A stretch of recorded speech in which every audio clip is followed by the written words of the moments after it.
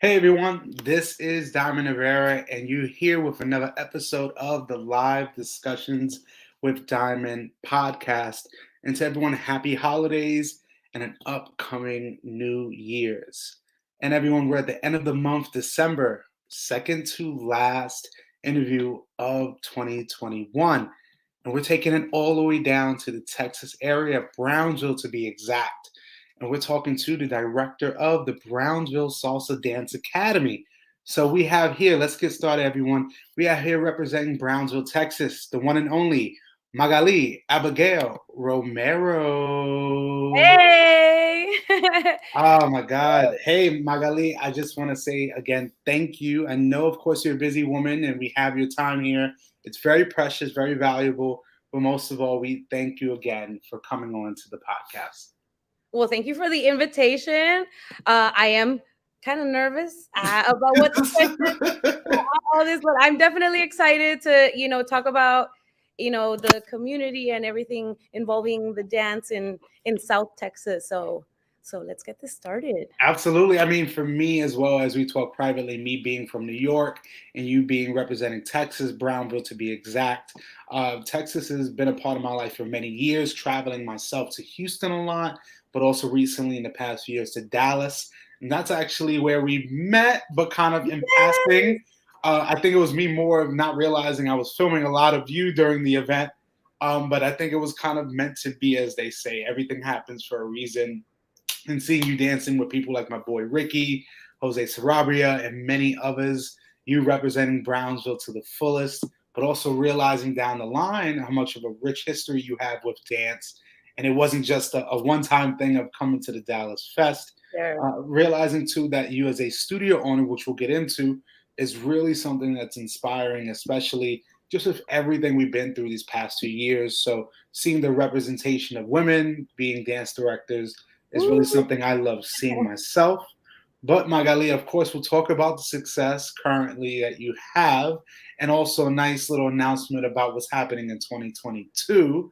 But I think it's really important helping people understand more of the human aspect of, besides what you do on the stage, what do you do when you get off stage, and so much more. But as we start, as we always start, kind of take us back and help us understand who is Magali before Alma Latina, before Brownsville Salsa Dance Academy, before the socials, before it all.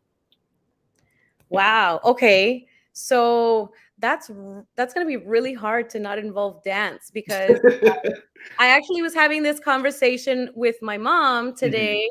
I said, "Hey, like, how long have I been dancing? Really? Like, at what age did I start, dancing?" So I actually started dancing at 4 years old. Mm. I did ballet from the age of 4 to 10. So dance is like always been in my life, and one person that really impacted that that little dance bug in my head was one of my ballet teachers. His name is Rene Ariel, and his studio Hmm. was called Broadway. And he was just so happy all the time to be like teaching us and getting us there. So from a very young age, my parents, they decided to put me in ballet. And Yeah. after that was over, I mean, I feel like my parents have always been very loving and very um, involved with our education. I have an older Yeah. brother, so we've always been involved in extracurricular activities just to keep us busy and to keep us always learning something. So I guess I would say from a very young age, I've always experienced a lot of love and a Mm. lot of giving. We've always been very giving and helping others and stuff. So I definitely get that from my parents. And after I left ballet at about 10 years old, we we both, my brother and I, joined band. So Mm. music was there, but right before joining band, I had a bicycle accident when I was about 8 9 years Oh old. wow. Yeah, I broke about six of my permanent teeth. My mom's probably cringing at this part of the story. Yeah. So that definitely, it took a hit with me being in band because I couldn't play any other instrument except the flute or Okay. percussion. So my mom, of course, wanted me to pick the flute. Yeah. She Said, didn't. why am I going to pick one instrument when I could play and learn how to do all of these? Mm, So I picked percussion, and of course, percussion is, mostly boys, yes. but it definitely helped with being in very inclined like to music and dance Hmm. now. It's helped a lot, and I loved everything about my band life from middle school, high school, and college. I did a lot of band, a lot of the football games, the competitions, all of that in band. And my parents, they liked going to the concerts and seeing how we would grow and become better Hmm. musicians. My brother played the saxophone, and I was the percussionist. So as far as childhood, we've always been very active and very Hmm. involved, and definitely music inclined.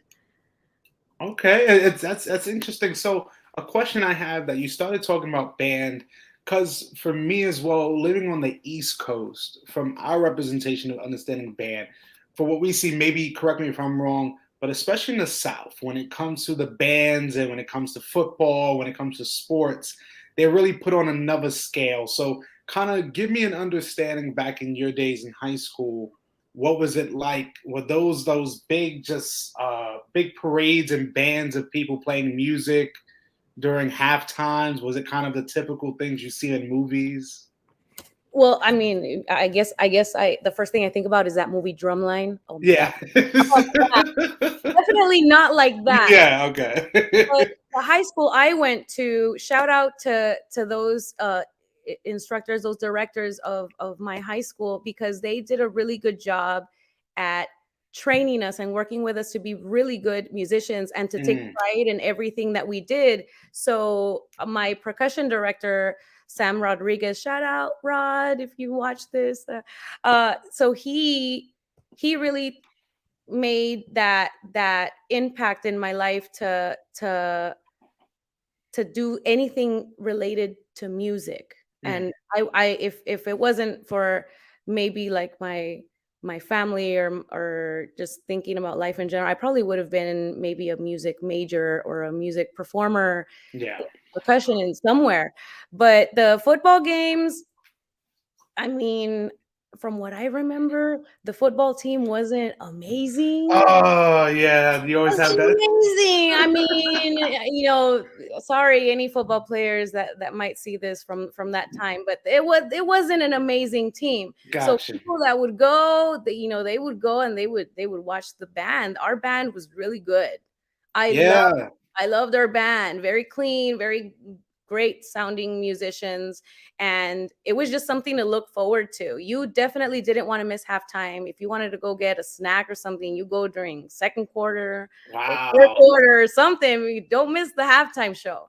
That's interesting. Yeah, because when you said that, because I've seen people have told me who've been in high schools in the South, is a lot of times if the football team isn't good, you're there for the band, and that's something. Yeah, it's almost like mind-boggling, especially on the East Coast in New York.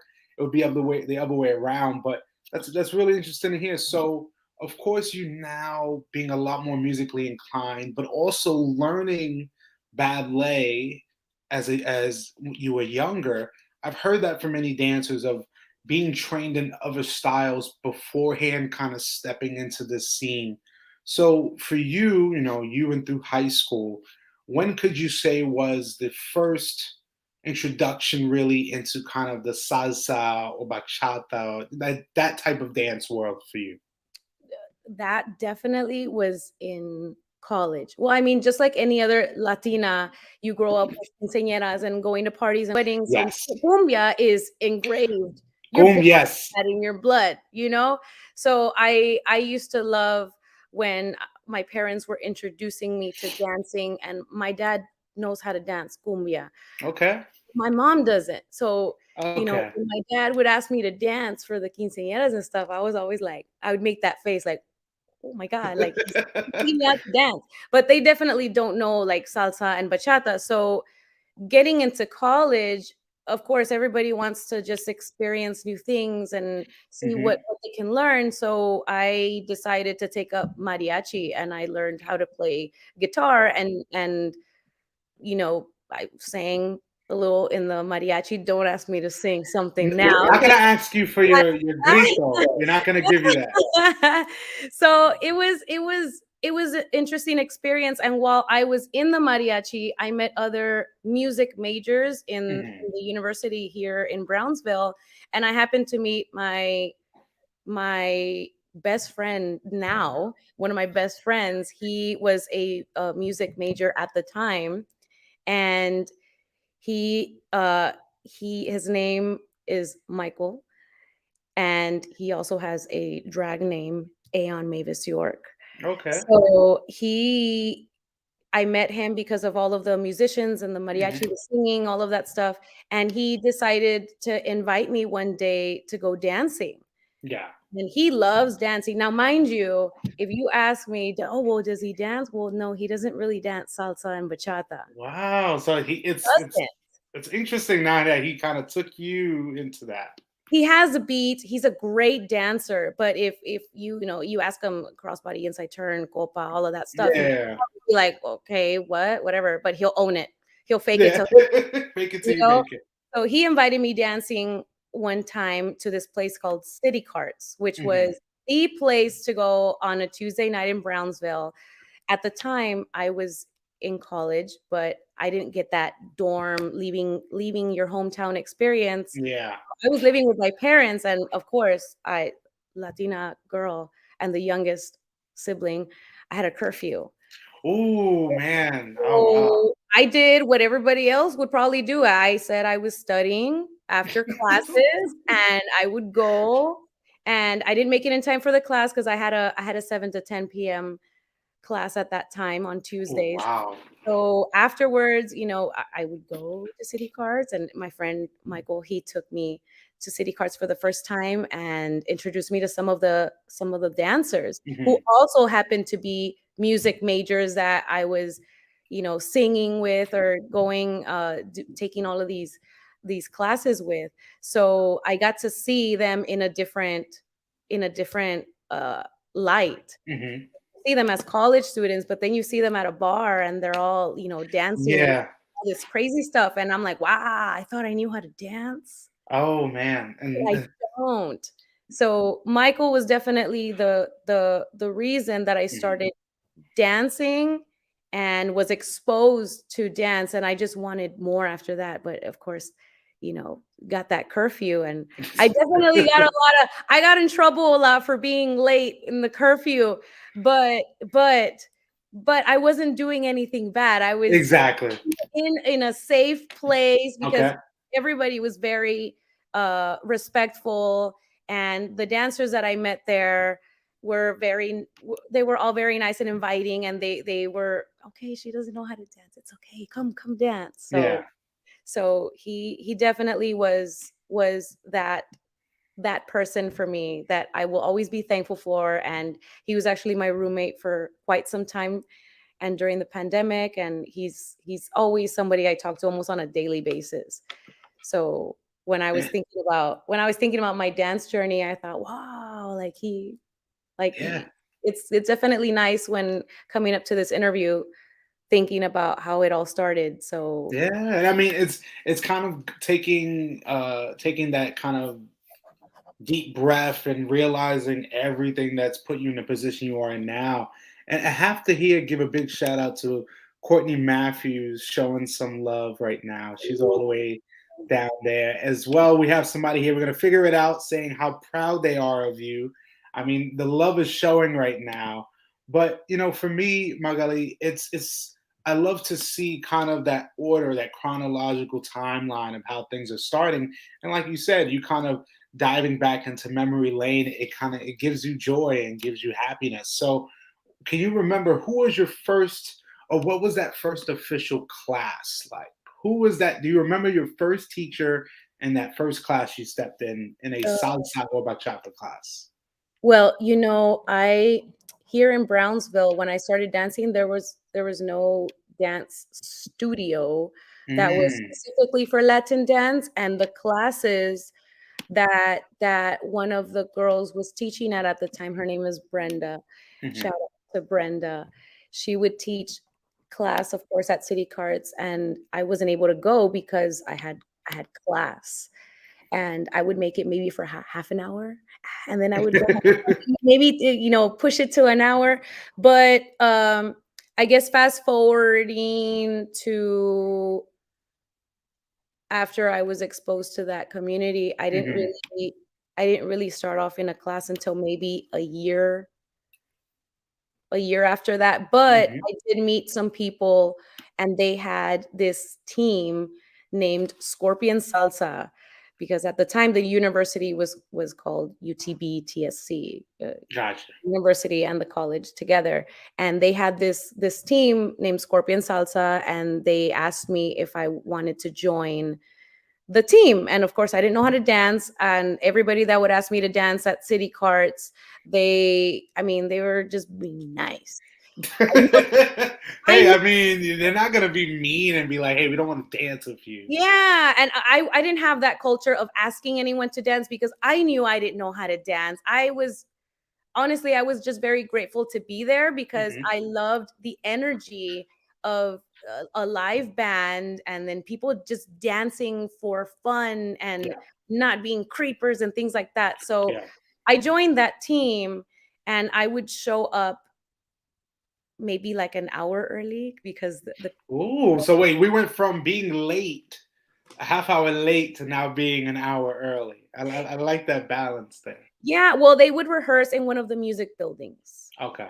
So one of my classes ended, it was maybe like a 7 to 10 class, but Hmm. the professor always cut it early. So if the rehearsal was at a certain time, I was always there early because class ended early, and Yeah. everybody else would show up at the Like, time, or yeah. like late, dance dance time. So one of the guys happened to be a professor or an adjunct professor at the university, and we would rehearse in one of the rooms that happened to be right next to his office. So I guess technically you could say that he was my first class, but he would just kind of social dance with me and practice a little bit of salsa Hmm.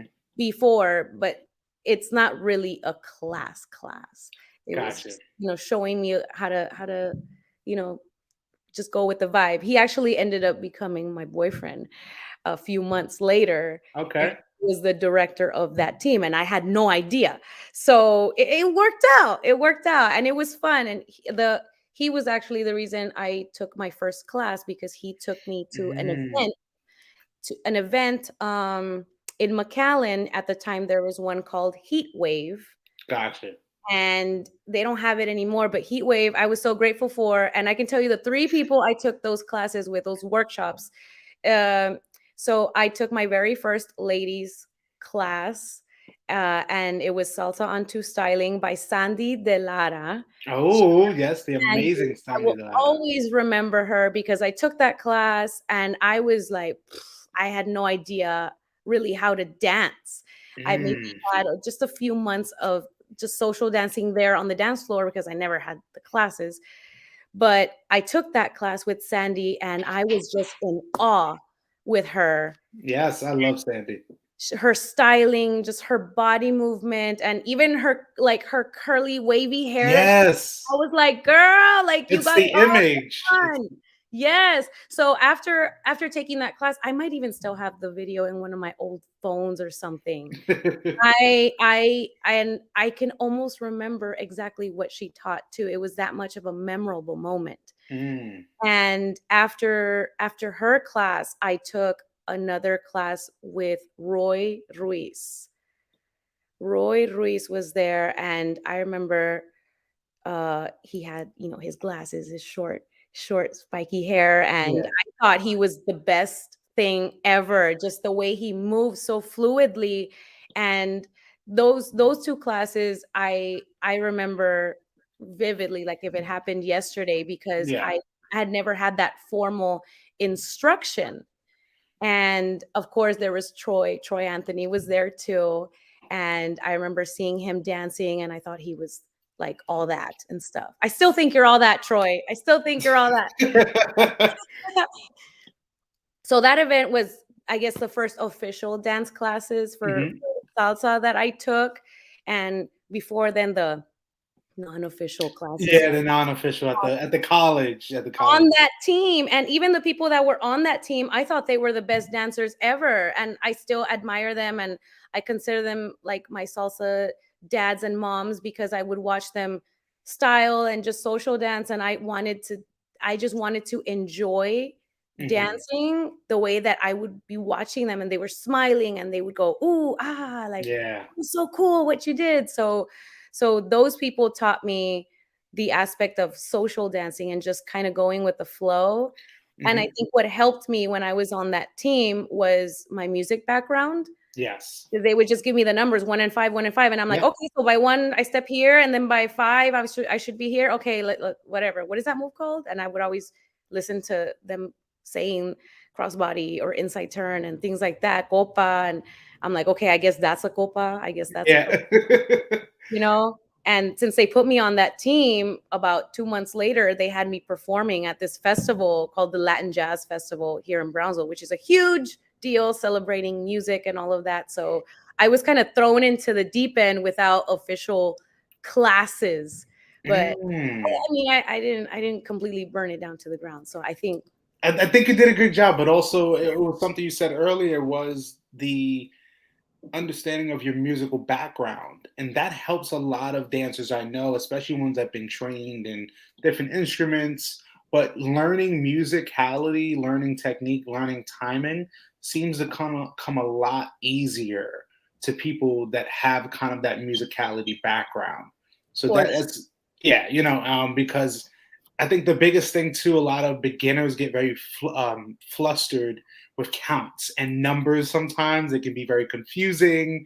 A crossbody lead, a copa, a right turn, left turn, broken left turn, whatever you call it.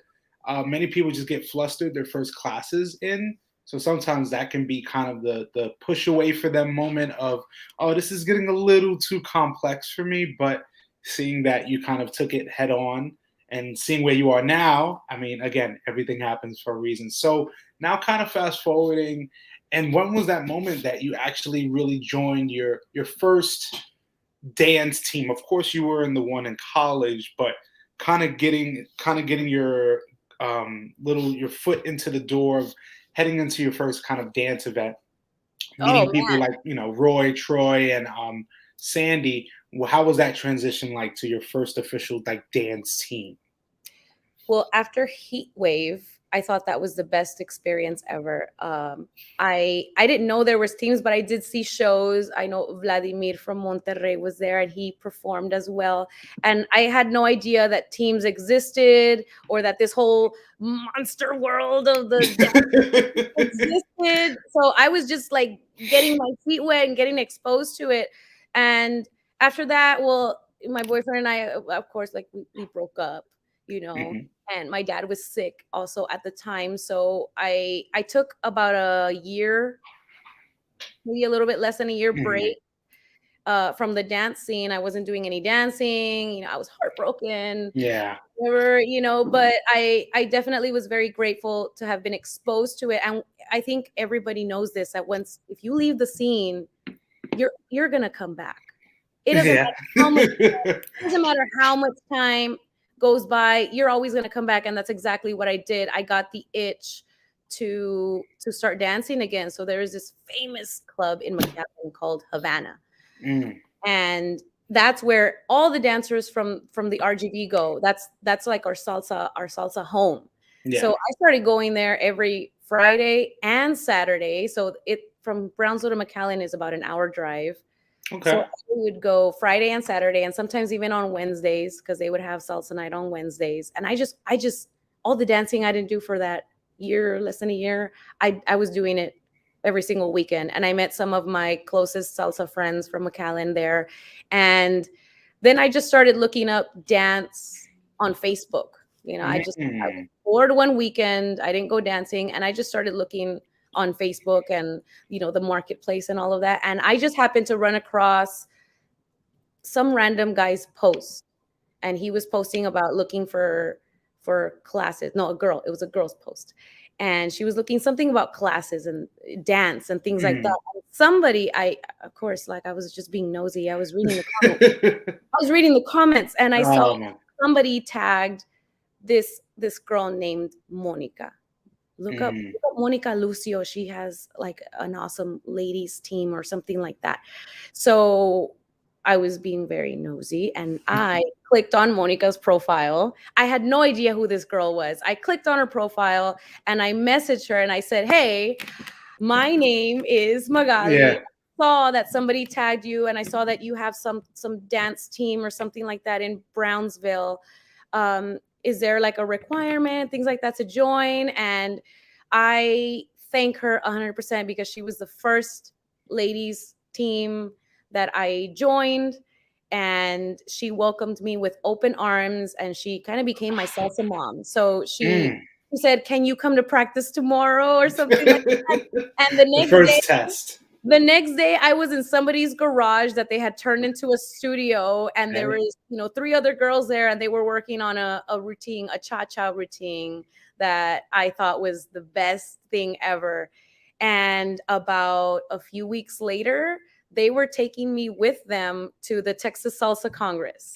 That, and yes, that is with Ruby Rivera. Yes, Yes. I def Ruby. So that was my first ever out of town festival congress that I had been to. And my first workshop there was with Edwin Edo Rivera. Rivera. Yes, my very Yes, good friend. we did Yeah. cha-cha, and oh my God, his hair and the way he's dancing was the best thing ever. And all of that happened because of Monica. And I spent maybe like a week or two learning this bachata routine. And I think maybe I just wasn't ready for that cha-cha routine because they were going to perform it in the Texas Congress. Gotcha. So, but she invited me. She's like, "Hey, you should come. It's a festival. Da, da, da. Like we have the hotel. We have all of this ready. Like just get your pass and just come with us." And I took a chance. I went on a trip with some people. I guess you could say that they were strangers because I had just met them. Yeah. I would only Just see them in practice, and I didn't really know who they were. But these girls were so welcoming, and I was scared out of my mind. And I don't know why I messaged her the time that I did, but Monica, I'm so grateful for her that she did that. And the dance team was called Latinova. mm, Latinova. And I thought that was the coolest name ever. Like I'm part of Latinova. And Latino mom. yes, and I was so stiff, and at the time I was like extremely like skinny. Like I'm Yeah. thin now, but I was like skinnier, like a walking. Mm. So they they they did a lot of choreographies and a lot of performances locally and stuff. And she knew a lot of dancers in the community, and she was just so sensual and so sexy. So I just wanted to dance like her and perform all over. And they told me about festivals and congresses and going out of town and social dancing everywhere. So she kind of took me under her wing, and she became my dance mom at that. Yeah. That's amazing. And we have here as well, Nan Ray saying how much she Hi, loves you. Nancy. I love you, Nan. Nan's one of my And besties. and see, for me, I think too, realizing with the dance scene in general, the community, you having a great experience of heading to, events, and like it is that moment of you're with sometimes in a room with people you just met that day. Luckily, you met these ladies during practices and rehearsals, but it definitely is like that in festivals when three, four, six people in one room sharing, and you're getting to meet people from all over the world. Sometimes that socialization aspect kicks in. So, going from that team and of course learning about in the future that you were actually a part of the Ama Latina collective. I believe they had a Brownsville sector as well as a San Antonio and many other places all over the world. So, kind of give us a little bit of a summary of how that experience was for you. Wow. Okay. So I once Monica exposed me to dance teams and dance companies in different parts of the US. Of course I started YouTubing a bunch of performance. I didn't even know what to look for. I would just look up salsa, dance, whatever, or Hmm. bachata, and I came across Alma Latina. And as soon as I saw them, I was just in shock with how elegant and how beautiful, Hmm. how creative their choreographies were, all the musicality. And once I was exposed to the dance teams, I really came to realize, wow, like there's a lot of work that goes into a 2-minute moment on stage. So I started watching every single Alma Latina video that you can think of.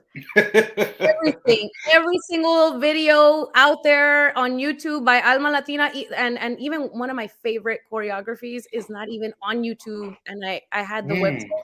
I had the website where it was, and I lost it, but that video was like my favorite video. But every single video of Alma Latina you can think of, I've watched it, and they're my thing. Like they were my thing. Yeah. I I I thought, wow, like I never thought that I would be able to like work. Like I thought it was just out of my range, like out of my league to ever be working or be a part of any of the Alma Latina teams. I think at that time I also contemplated moving to Tijuana Mm. just to be there. Wow, wow. Hey, you're not the only one. I've heard of many people, not even just moving, but I've heard of people literally taking almost a month of just staying in Tijuana or Mexicali and just training with them. Maybe even I've seen people going a whole summer training with them. So that is definitely not far fetched. Yes, and at the time in Brownsville, when I started Alma, I was volunteering my classes at a cultural center, Carlota Petrina Cultural Center. We needed a dance home, and nobody was teaching in Brownsville at that time anymore. There was nowhere to go dancing, and I just really wanted to have somewhere to call home. And I was doing that for a few years, and then I started a dance team, and I just wanted to find a way to level up, so I started renting uh, a little space in a studio called Limelight. Katie, studio owner, another female like power woman Yeah. here in Brownsville. And when I started Alma, I had been seeing how Tatiana from San Antonio had her franchise, and she would be bringing some of those people. And Fabian Bustos from Hmm. Austin, he also had, a team going on there. And I was barely getting exposed to going out of town, with Yeah. Lee's events and Fabian, and taking those workshops. I got to meet Yared, and at the time, Katie from Dallas also had the Alma franchise in Dallas. Hmm. I would drive 8 hours just to take the workshops and to do the training and the private lessons. I'm telling you, That's dedication. I That's was dedication. obsessed, and I believed in them, and I believed in their training and how the hard work and the structure of Yeah. the training, not just learning a choreo, but just training.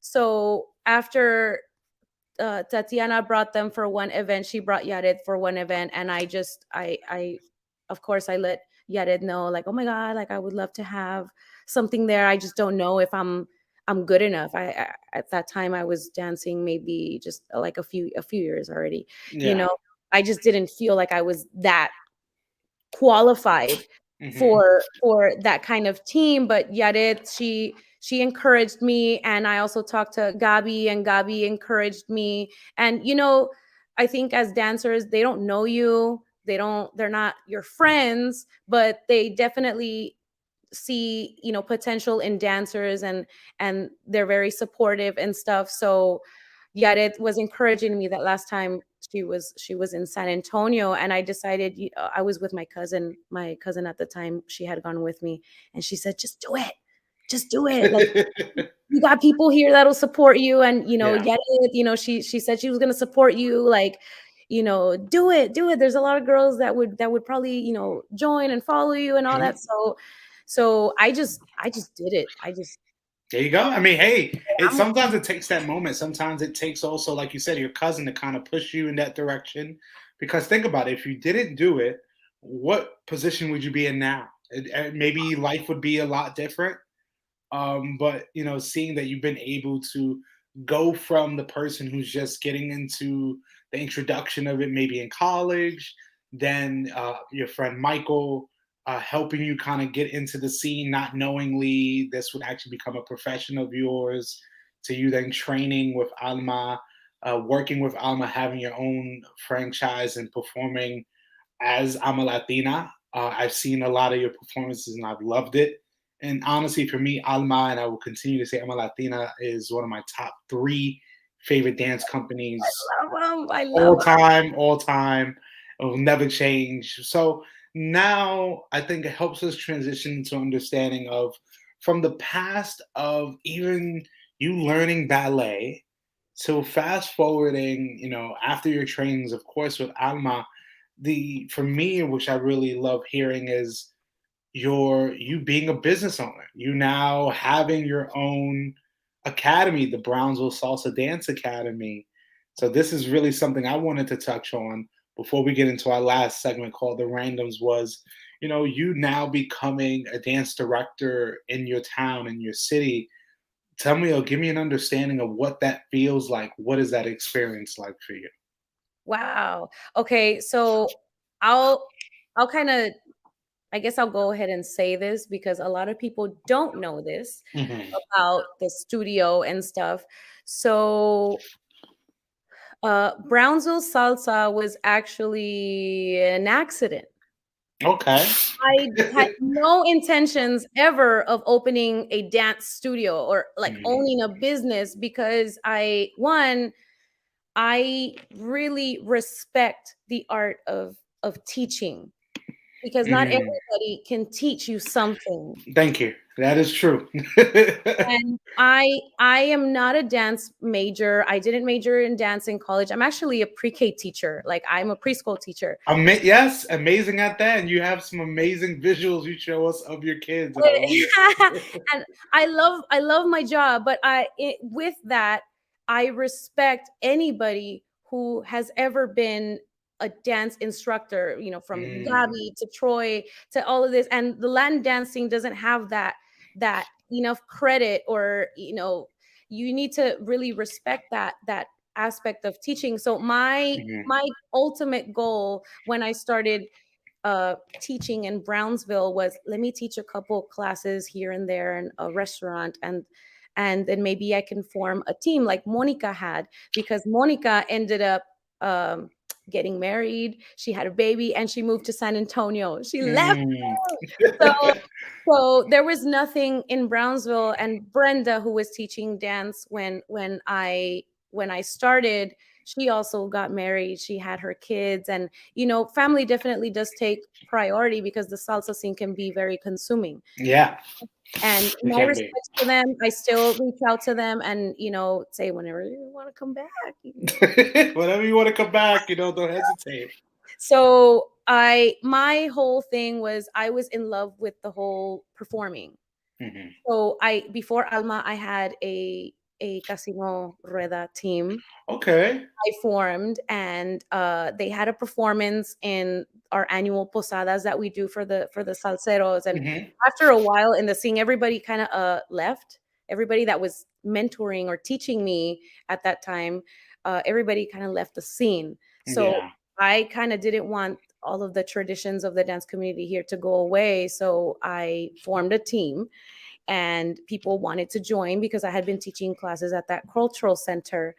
So the Alma thing happened, and I had the ladies and the men's, and then people started asking me, like, you're teaching classes, you have teams, like, why don't you just open a studio, you know and I said, there was one person that definitely motivated me, and he doesn't live here anymore, but I think he was here temporarily, and he was my motivation. He said, you can do anything that you set your mind to, right? Like you're one of those go-getters. Like, why don't you just Mm. open a studio? And he said, I told him, well, I want to perform. Like, I just want to be on stage, like I liked it, like the costume, Yeah. all of that. And he said, yeah, but you can have all of it. Like Yeah. you're doing all of it already. You're doing all of it already. So why not just make it official and open up a space? But honestly, I was afraid of taking that step because you're renting a space, you're offering Yeah. classes. That's a business. Yes. It's And a total different. I think my fear was like, what if nobody shows up or Hmm. something? And then another fear was, um, what if I fail at Yeah. having a business, you know? And then the third fear was, what if I stop liking anything related to dancing? Because once you turn it into a business, a Hmm. lot of people kind of see it as a chore rather than something they really enjoy doing. Yeah. And of course, this person, he was telling me, well, you're thinking of all of the negative things. What if you make it big? What if you touch a lot of people's lives and bring happiness to all these people, and like all the positive stuff. He was kind of writing the list down. He showed me the positive and the negative, and I said, you know what, uh let's do it. Mm. So one day I reached out and I was looking for studios and stuff, and Katie, the person that I had rented the space from, you know, one thing I was looking for in a studio was a place where I was going to be able to social, do socials, and Yeah. also classes. I wanted the whole thing. I'm like, if I'm Okay. going to studio, I don't want this little space. I want to have a really nice space, somebody that's going to let me do everything that I want, in Hmm. there. I was already exposed to socials and going out of town and things like Yeah. that. So, the first studio that I was renting for my first team, they it was a little ballerina studio. It had like pretty little ballerina shoes and little pictures of little girls and stuff. So I said, I can't have no socials here. No. I don't want to do that to this space. Like, I Hmm. need something maybe a little bigger, something a little more, Edgy. edgy. So I did a lot of research on Facebook and I reached out to several places, and a lot of places said no. A lot of Hmm. people closing the doors and stuff. So I did reach out to this one space because I saw that there was this one building that was renovated into a two-story dance studio, and it was called Masters of Movement. So I reached out to the lady and I said, hey, um, do you guys rent the space? Like, what is there, like, how do you go about this? I am not a business major. I know nothing about business. Hey, you just going in it full in. You just all in I right now. I needed a space to rehearse my Alma team because the first season of Alma, they were rehearsing in my living room. Mm. So can you imagine a group of like 9, 10 boys rehearsing in a living room and trying to keep them serious like that? Just Yeah, I know. I've done the living room rehearsals, and it can be tough. and I props to all of those people that were in Alma Brownsville that first season, because they didn't care where we rehearsed. They they they were there in my living room. Sometimes I would put the girls in one bedroom and then the boys in the living room, and then switch them off and stuff to rehearse. So this space, I came to this space and it was beautiful. It's a beautiful building, and in a really perfect location. It's in like pretty much the central part of Mexico, Oila, in Brownsville. So I get there, and the owner, she's pulling up and she looks so familiar. Hmm. Who's that girl? I know this lady. Yeah. Well, her name is Mayra Vidal, and shout out to Mayra. I'm so grateful for her. She happened to be the choreographer for my quinceañera. Wow. See how So the world turns. such a small world. When I saw her, I was like, "Oh my god, Myra!" She's like, "Oh my Yeah. god, I remember you. You're the one that had all the boys," because I only had boys in my with my Oh, hey. dance. So she didn't think twice about it. She's like, "Yeah, like, look, you can do whatever you want in the space. Just of course, be respectful of the space, all of that stuff." So she handed me the key, and I swear I almost started crying. Oh my Uh, God. and at the time, I didn't plan on doing the studio. I was only looking for a space to rent for the teams. And then I just decided to go ahead and do classes. So I started, you know, with teaching and then running the team. So I think at one point I was rehearsing and teaching every single day of the week. It's crazy. So I decided to just go all in, and the studio it's been up and running ever since. Wow. And as well, we will hit that announcement actually after we do our last segment called the randoms. But currently, right now, how many years has this been thus far with Brownsville? So as far as me teaching in Brownsville, I started in 2015, 2016 at little restaurant here Yeah. there. And I wasn't planning on doing that either, but two friends gave me that inspiration to start doing that. So since 2016, we've been, I guess, officially Brownsville Salsa. Okay.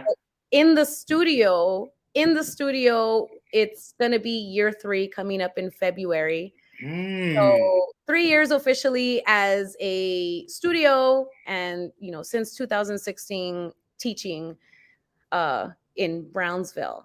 Man, that's amazing because hey, it's not easy being a dance director, and it is very important. What you said earlier was when you're then turning something really you love, something you have a passion for, into a business, there is a concern of that love being lost because when it comes to money, when it comes to relationships, things do change. I mean, we love dancing, but we also have to pay the bills to keep the lights on. So there's so many variables, and I love hearing these stories. And of course, after this last segment we do now, we're going to get at the end to the big announcement for February, the anniversary you have. So now we get into our last segment called the randoms, which is about 10 questions that I have that'll help to allow me to get to know you just a little bit better. So, Magaly, just let me know when you are ready.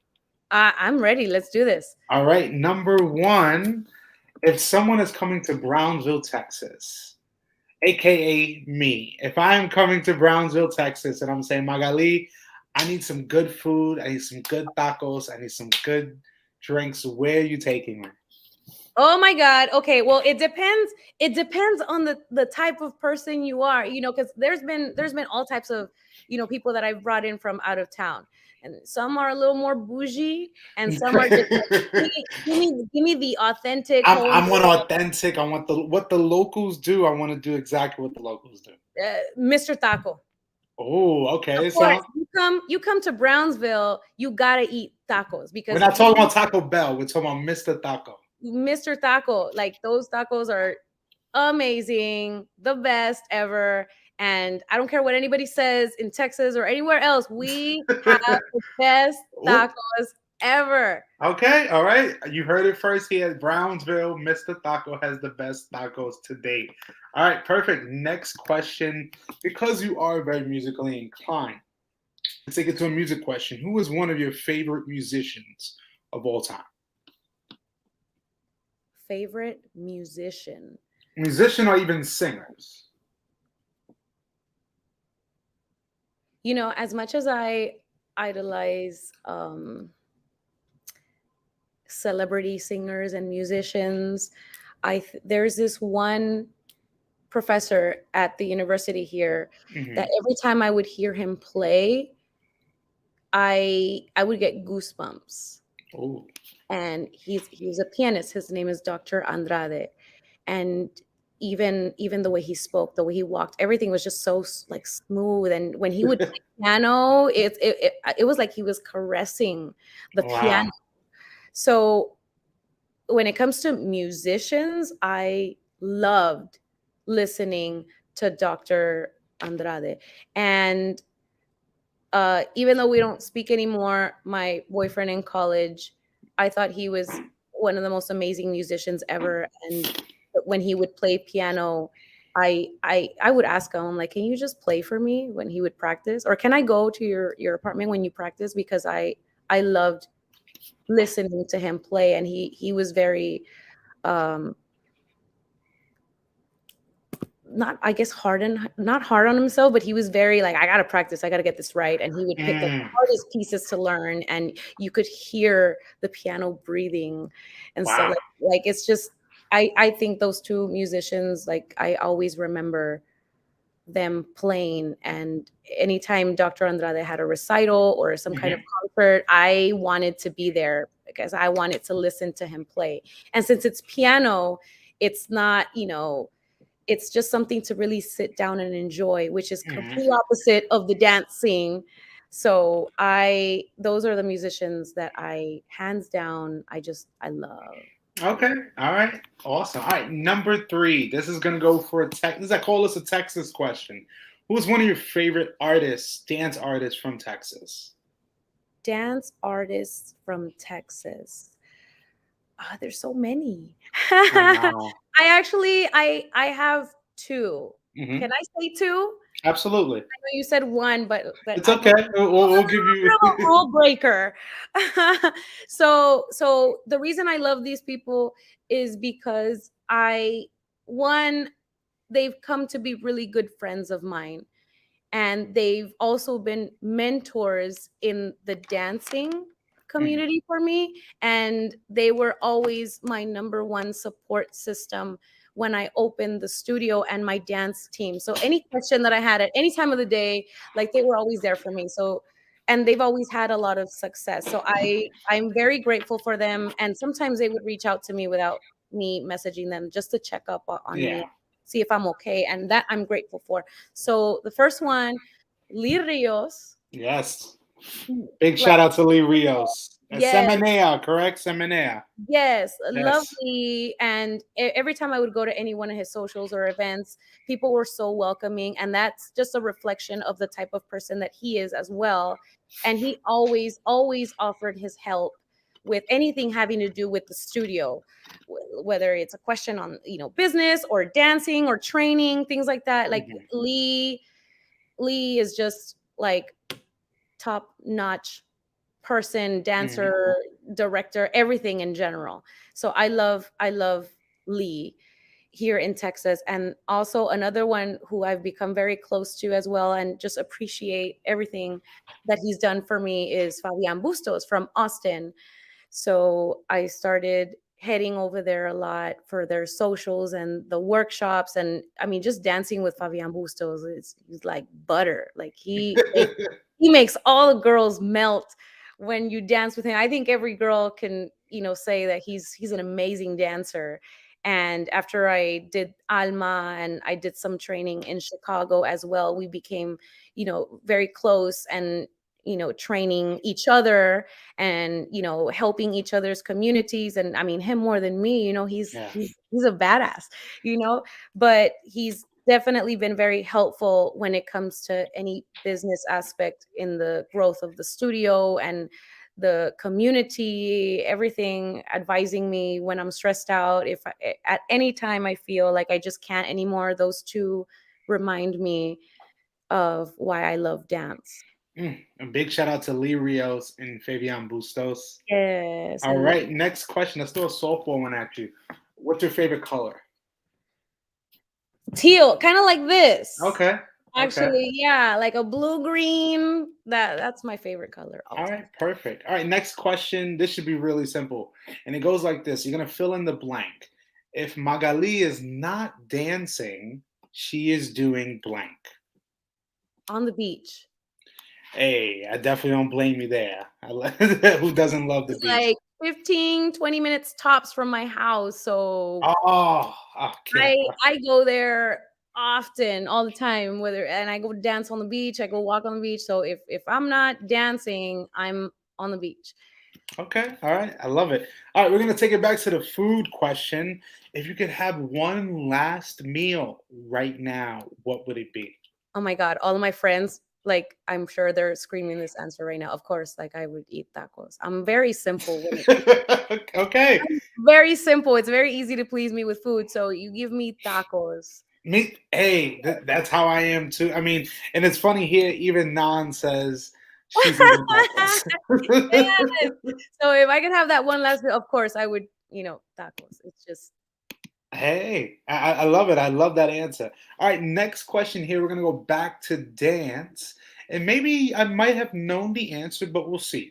Right now, you're at your favorite event right now, and you have one song left. You can choose one person to dance with. Who's that person? wow. That's why you got to do this to me. I know Okay. I got to put you on the spot somehow. Ugh. Oh Ugh. wait, but also wait, are we talking about some hot Cheetos with tacos? Oh my Like God, is that Nan putting me on blast right now? I'm victim to Ah! that too, so I definitely, yeah, I'm definitely victim to that. Nan and I have a lot of weekends sometimes, like entire weekends where we're just eating. We're just eating. And Um she says she better dance it with her dad. Oh, well, I mean, of course, you would choose your dad, you know? But if you're talking about like a dance event, right? So, like a dance event, if I'm, let's say Dallas, right? That was the last event I. Yeah. So if I was in Dallas and, last song of the night, who am I looking for? So,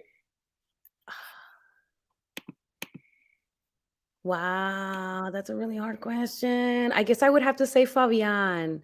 Okay. I love dancing with Fabian, and he makes it so fun, but at the same time, he also connects with you and makes you feel loved. He makes you feel sexy. He makes you just really enjoy. He's not trying to show off all of these Yeah. complicated moves. Like, you really get to enjoy the song. So if I was at a dance event and they say last song, I'm running looking for Fabian.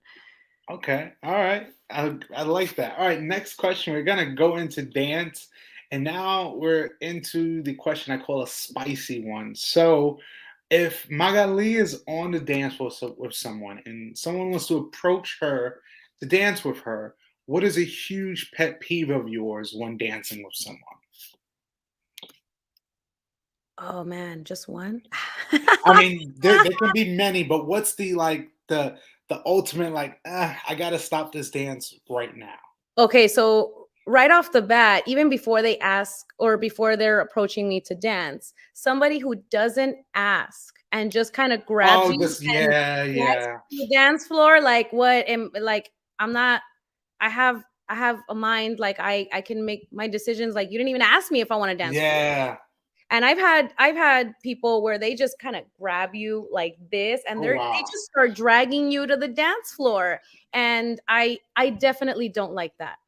But, there might be some exceptions here and there, but if it's somebody I don't know, don't you dare grab me like that. And you need to ask me first. Like, that's not cool. And Okay. of course, people who smell bad. Oh, yeah. Thank you. Because nothing's worse than, especially if you're dancing. Let's just take it this way: a bachata.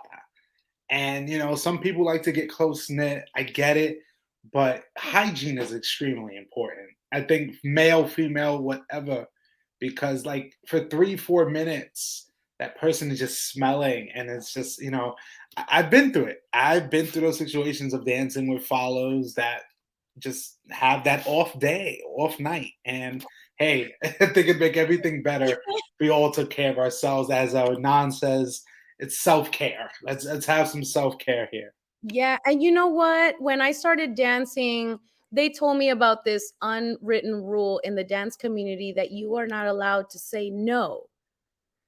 And I always kind of grew into the community. You know what? You somebody asked you to dance, you gotta say yes, you gotta go. And if you don't, people are gonna see that you're saying no, and they're not gonna ask you to dance no more. So I was like traumatized. Oh my god, I gotta dance. Ah, gotcha. So one time I was in the Houston Salsa Congress in the salsa room, and it was the first song of the night. I wanted to dance all night, and I'm so sorry. I don't even know who this person was. I think that was the moment I decided, no, I'm gonna learn how to say no now if I don't want. And it's okay, So this guy asked me to dance, and he was very nice. He's like, "Would you like to dance?" I'm like, "Yes." Would you like to that? But as soon as he gave me that inside turn, oh My God. my god, it was one of those smells that kinda went up to my brain, Ooh, and I had to stop him, not even halfway through the song, and I said, ooh. "Thank you, I'm so sorry, I have to go," and I'm not lying to you, I went to the restroom and I threw up. Wow, And wow. I'm not very picky with smells. I mean, I work with children, so, like, You have to sometimes have that smell in order for you to. yeah, so I'm not very sensitive when it comes to smells, but that he got me. He got me good. Hey, I mean, hey, and I hope that guy learns his lesson. It's interesting we have here DJ Amesqua all the way from Cali saying he tells my past students that they need to respect and ask kindly to ask someone to dance. And I think definitely, Magali, that is something that definitely needs to change within our community because it's a respect factor. It's not just about, not everyone who, especially a person who just finished dancing, may not always want to just go and be taken to dance. It's really just asking, hey, would you like to dance? Because I think that's an issue too when people are actually having a conversation with someone on the side and someone literally just kind of just throws them onto the dance floor. So I definitely hope things like that change. And speaking out is definitely helpful. So our next question here should be fun. Magali, how could you, if somebody said describe yourself in one word, what would it be? Oh, wow. Okay. Describe myself in one word. Maybe like bubbly, energetic, quirky. Uh, wow, that's a really hard one. Okay, so passionate? I like that. That is definitely something very true. Very true. Passionate. Passionate, See, because I think anything I do, I just kind of like go all in. I don't like to half-ass anything. So hey, I'm just very passionate about what I do in general. I love my job. I love dance. I love, my dog. I love my family. I love everything. So I think passionate, of course, your friends are going to describe you in a different way, but mhm. I think if I'm being honest with myself, I would say passionate. Okay, I definitely love that answer.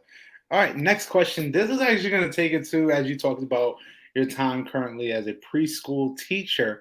If somebody asks you, Magali, can you give me one word to describe your experience or your feeling as a preschool or pre-K teacher? What would you tell them? One word to describe, one word to describe, like pretty much my job, I guess. Yeah, Uh, Spontaneous? that is definitely true because as the visuals I've seen of the kids that are in your classes with the makeup and all, hey, happy holidays. These kids the kids and their parents are very just they come up with so many different ideas You never know what you're gonna get. I mean, you and might be going to the same job every single day, but you never know what's coming through that door. oh So man. even I guess I wouldn't know how I'm gonna, wake up. But I can tell you one thing. I know I'm in the right career of Mm, teaching in general because there has never really been a day ever in my career as a teacher where I don't want to go to work. I mm, I really enjoy my job, and I may do the same thing teaching every day, but it's definitely something different every single day. So definitely spontaneous, and these kids keep me very young and appreciating all of the little things. mm. Absolutely. I love that. I mean, just seeing how much you care about your dance community, but you also care about the kids that you take care of on a daily. Again, I appreciate your contribution. Like I've told you as well, being a school teacher, I think is one of the most undervalued and underappreciated professions. And you guys need all the incentives, every amenity possible because, I mean, technically, you guys are parents to many of the kids that are in your schools. Believe it or not, I mean, you're with them a lot of times than most parents. And again, I got to give it up to you. I got to give you some appreciation and love Aw, here. thank you. They do call me mom sometimes. Yeah, If I can take them home so they can play with my dog and stuff. yeah, So I love, teaching is one of those careers where, I mean, yes, there's a paycheck that comes with it, but our reward is definitely those light bulb moments for the kiddos. And I try not to add too much emotion Mhm. into my job, but sometimes those kids, they get to you. They They do. get to you, and they'll say something that'll just melt your heart, and you just gotta hold it in. I'm like, "What? Yeah. I'm not wearing that waterproof mascara today. Don't be telling me these things." So I love the feeling I get in my job, especially when they come in and these kids have never been in school before. I'm their first experience of school, Yeah. and seeing at the end of the year where some of them can even read, it just it's nice to know that I, in some way, contributed to somebody's life. Yeah. One day, one of them will be a doctor that might take care of me when I'm older and stuff. So Hey, hey. I love everything having to do with my job. Awesome. I love that. And now it brings us to our last question here. And this one should be fun. So we're gonna take it back to dance. I'm going to give you a prime example. Right now, you are at your favorite congress or festival. In your mind, you're at your favorite congress or festival. The organizer tells you, hey, Magaly, I'm giving you the opportunity. It's Saturday night, and you are going to choose the closing show of tonight. Who is it? Wow. Okay. Wow. There's so I many. know. I got to put you on the spot for this last one. Wow. Okay. Mm, there's so many dancers out there that do all of these performance, and there was, for a very long time, even after going to all these festivals, I didn't realize that the closing show was like the show. Uh, and now that I know all of this, I'm like, wow, that's a lot of pressure to put on me, man. Okay, hold on. Let me think about this real quick. Let me think about this.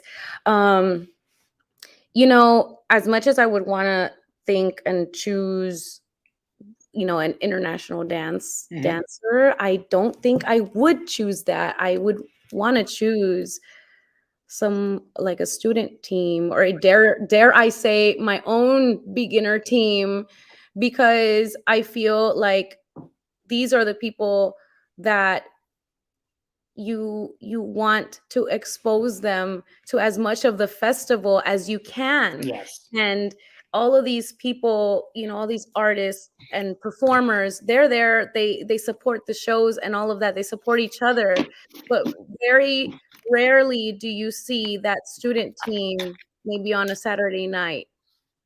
So I would probably want to put any student team that's on there, or even my own, put them Yeah. on there and let them feel that energy and that presence of that Saturday night closing show, because it is life changing.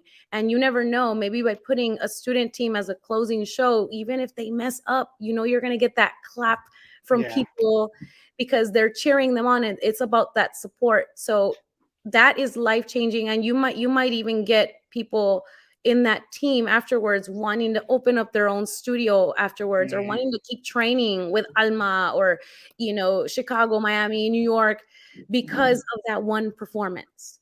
Yeah, absolutely right. And I think too, as well, looking at that from that lens and that perspective, again, also like you said, you're motivating and inspiring that new generation of closers, of the prime time, of those really high energy, high level. Because if you never give those people the opportunity, they never will know how it feels to be up there. So I definitely appreciate that answer, and I thank you for doing our last segment called the randoms. And now it helps us into our conclusion of our talk. But before we go, I'd love to you to expound on your big announcement for what's happening in February of 2022. Wow. Okay. So I did, the first anniversary of the studio, which I was very proud of, very emotional about that. Hmm. I never thought that I would open a studio, let alone be celebrating the first year anniversary. And I've always wanted to have people here that in some way are connected, or have supported the studio in any way. So when the pandemic hit, we really didn't get to celebrate the anniversary. I spent a lot of the pandemic training myself and going out of town and out of the state to train, because I wanted to keep growing even when we all had to take a break. So this year, for the anniversary, I thought, you know what, like, it's time to really step it up even more, kind of push myself even more. So our anniversary will be February 4th through the 6th, and I'm going all in for this. So I'm bringing Jonathan Troncoso Mm, from Orlando, and he actually came to the first anniversary, and we've kept in contact here and there through the yes. pandemic. And you And saw each other in Dallas as well.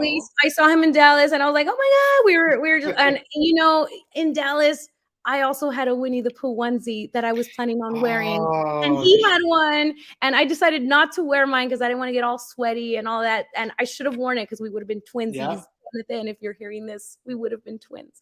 We were thinking the same. but he's been very supportive of everything, and just been very positive, and just a good impact. And Yeah. he became really close that weekend to my bestie Michael, because he was living here at the time in my house. So I want to bring him back because everybody loved him here, and he was so flexible. And I just, Jonathan, I just love him. um, I also wanted to bring somebody that would kind of cater to the ladies, and just be kind of like a role model, and just give more enrichment to the ladies. And I've always loved the way that Cindy Uribe dance. She's also competed, and she trains, Mm, and that's something that I've always wanted, is people that are not only performers but people that train. yeah. So Cindy Uribe from Monterrey, and her studio Dansaya. She will be here giving ladies fire for the workshop, and she will be performing. And I have seen her perform live, but it's been years, so it's an honor to have her here as well. And Jonathan will also be performing, and of course you'll be there. And Of I'm very course. grateful for Dallas, and shout out to George and stuff, because I actually wasn't planning on going to Dallas. Hmm. I thought about just staying home, but my friend Nancy was like, "Well, I already have I got your ticket here, and we got the hotel, and we have to go." And it was the first event that I went to that was solely for my own pleasure. I didn't have any Yeah. teams. I didn't go to try to do business with anybody or anything Yeah. like that. Like, I went to enjoy the event, and I loved it. I loved everything about Dallas. So organized, very, very well. And I got to meet a lot of people there. I got to meet, Jose Sarabia there, and we became very close as well. And I got to meet you there. So you'll be there, you know, Absolutely. and it's, one of the first actually ever that, we'll have professional coverage for any event here in Brownsville. So I'm very grateful for that, for you coming. Oh, absolutely. I mean, hey, your event, your studio, you're contributing something to your community. So any way I can help, I'm definitely there. Yeah, you've always been very, since we met until now, like we message uh quite a bit, and I feel the genuine vibe. Yeah. So I think you're going to be a great fit here in Brownsville. People are going to love you, and I'll definitely take you to Mr. Taco. Yes, please uh, do. Please when do. we're there. And if there's time, we'll probably even go to Mexico, and Okay. Mexico and the beach and stuff. And then somebody else who's also been very, very supportive of anything that Brownsville ever needs is Romero from San Antonio. He's going to be DJing, and I really admire all of the work that he's done, because he, ever since he started DJing until now, I mean, he just DJ'd like over there in New York, or I don't know where he went. Oh, wow. I'm very proud of everything that he's accomplished, and all the stuff that he keeps doing and announcing. Like, it just motivates you to keep working yourself harder. So he's come down a few times here in Brownsville, and he always tells me that anything that Brownsville ever needs, that he's available. So he will be bringing that quality DJing over to Brownsville. And of course, my mentors and my good friends, Lee and Fabian, are also going to be there. And I'm honestly very grateful, because I know how busy they are. I know how much that they've contributed to their own communities. So being able to share my mentors and my good friends and supporters of anything that I do, being able to see them in the anniversary is like very emotional, Hey. because I admire and I respect them as people, and it's just an honor to be able to have them and see how much the community here has grown. And it's thanks to the community because they want it, but it's also Yeah. thanks to people like Lee and Fabian, Romero, And I know some of my ladies took Cindy's classes during the pandemic, and she's been to McAllen before, and I've taken her classes. And then Jonathan just being a good supporter, even if it's like a small little text. So all of these people have contributed in some way and supported in some way Brownsville. So they are, to me, an extended family of what Brownsville salsa is. So I can't wait to have all of you guys here, teaching, getting to know the community, the students at the studio, and really just keep putting Brownsville, Texas on the map, because I feel like at this point the community has really made their mark in the scene. And some of these dancers that have come from Brownsville salsa, they go out of town now, Mhm. and they ask, where is there to go dancing? And I'm like, okay, San Antonio, go here, go here, here, here. Yeah. So it's nice to be seeing how much the community wants to learn and wants to grow. Mhm. So it's just very emotional. I wasn't planning on making it this big, but I didn't plan to have a studio, and here we Hey, are there you celebrating go. I mean, another anniversary. So I'm very grateful for this event coming up, and it's also very close to my birthday. So I kind of use the anniversary to celebrate my birthday as well. So these people will be there bringing all of their quality training and instruction to the studio with all of these performances. And of course, Sunday is the traditional Mhm. carne asada that we Oh, okay.